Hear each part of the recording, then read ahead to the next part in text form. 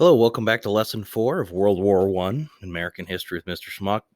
Today's lesson is going to be a short one, but we're going to talk about the U.S. involvement in World War I in terms of fighting, military force, and supplying the war effort.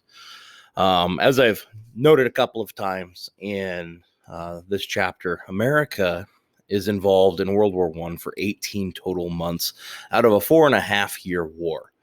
So when we talk about the American involvement, understand that in the next section, understand that many people are going to look at America as a secondary contributor in the course of World War I. So the first thing we're going to talk about is how in warfare, you have to have a great defense. And the old adage says that, offense wins games, defense wins championships. But in terms of warfare, defense is going to win you battles, championships, but offense is going to win you the war. You have to push the enemy back. Russia is going to leave the war in 1917. The Russian Revolution takes its course and the Tsar is overthrown, and thus the Russians will leave the battlefield. They'll surrender, and Germany no longer needs to have their half of their army on the Russian front.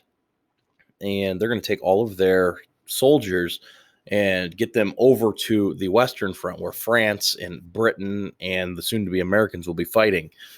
This is going to be called the Spring Offensive. They take much of their winter to get all of their forces, their arms, their ammunition, all of the things they need for a cohesive military push. And the Germans are very, very successful in the spring of 1918. They almost pushed to Paris, France, closer than 50 miles between the German lines and Paris, France, before the Allies are able to stop. The Spring Offensive seems unstoppable just because of the massive amount of troops that Germany is able to throw at the British and the French. It is notable that American forces enter the war at the Battle of Chateau Thierry, and this, for America, is our christening into the warfare. The German machine is unstoppable. They're pushing back the Allies. There's no way that the Allies are going to be able to win this war. And then the American troops come in and we stalemate the German troops at the Battle of Chateau Thierry. And with the stalemate, we actually start to gain a little bit of head ground. We're starting to push them back. And understand, I'm talking about maybe 200 yards of ground. Now, we're not getting miles of ground. Battle of Chateau Thierry was a stalemate and then a slow push back to the Germans. We do win the Battle of Chateau Thierry, called the Battle of Chateau Thierry because of the chateau, the palace, the building overlooking the battlefield. And then once we beat the Germans out of the territory of the Battle of Chateau Thierry, we have a second Battle of Belleau Wood. And that's, from an American standpoint, that is a really significant event in World War I because our forces are able to help stop the German spring offensive that seems unstoppable. If you look at World War I, you study World War I history, they're going to talk about the Second Battle of the Marne a lot. And the Second Battle of the Marne is about the same time as the Battle of Chateau Thierry. And it's the turning point of the war where the Germans had the upper hand. The Central Powers had the upper hand. They're pushing back the Allies. And that seems to change. And that's the pivotal point of World War I. From the American standpoint, the Battle of Chateau Thierry is the turning point of the war. But on the global scale, they're going to look at the Second Battle of the Marne, unfortunately, which America is not a part of.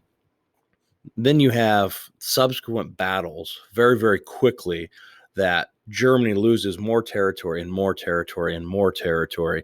And there's the finale, the Meuse-Argonne offensive, which is all allied nations pouring everything they got to push the Germans back. And by the time of the Meuse-Argonne offensive, the Austro-Hungarian army and empire is exhausted. The Ottoman Empire has already surrendered. The Austria-Hungary is going to surrender, and this is going to be the last gasp in September of the war. It's going to be the last major offensive battle of the war. In October of 1913, the Ottoman Empire will officially sign an armistice ceasefire. Their soldiers have long since been removed. In November of 1918, Austria-Hungary will formally surrender to the Allies, and only Germany remains at that point.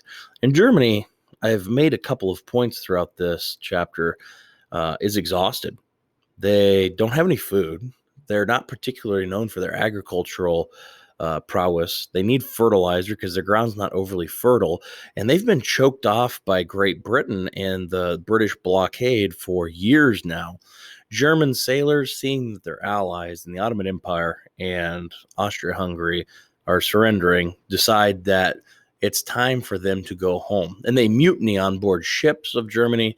Some of them flee the front lines and go home, taking with them some rations, hoping that when they get home, that mom, dad, mother, or wife, children are still alive. They haven't starved to death, and that this can just be put behind them. There's a lot of pressure to Kaiser Wilhelm II with the socialist leaders within the German government and the German people, and they'll actually pressure him to resign or to abdicate his throne, and he does, and they will create a German republic, and it's going to be called the Weimar Republic.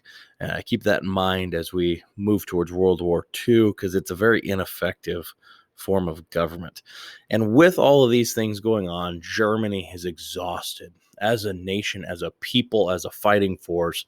4.5 years have taken its toll, and they call for an armistice, a ceasefire. This armistice is to happen on the 11th hour of the 11th day of the 11th month in 1918, or November 11th at 11 a.m., 1918. The end of the war is in sight. The terms have yet to be discussed, and World War I goes down as one of the bloodiest conflicts in human history, not just American history, in human history, with casualties ranging from 15 million to 20 million.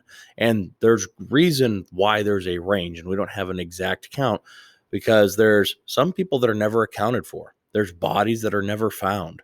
And some of these countries didn't have accurate census data and didn't know exactly how many troops they sent out there, didn't keep track of who was there and who wasn't on a day-to-day basis. Death tolls for the Allies number from 9.2 million to 10 million, and for the Central Power, 6.9 million to 8.2 million. So the Allies lost more lives. And largely, we're going to look at that in terms of the Russians. The Russians lost a lot of lives. But then we also have to look at the global pandemic that hits right at the end of World War I in the Spanish flu, which is a strain of H1N1 flu. And it was very infectious. It was hard at the onset. It killed over 50 million people worldwide. It infected over 500 million worldwide. So this is a pandemic, and currently the coronavirus pandemic's going on, and when we compare it against the Spanish flu that happened 100 years before the coronavirus pandemic, the Spanish flu is much harsher. It kills many more people. It's much more lethal than the current pandemic. Not to make light of any hardships or deaths of the coronavirus. And with that, that brings us to the end of lesson 4. Like I said, quick, easy, to the point. We'll be back with a lesson over how World War I ends shortly.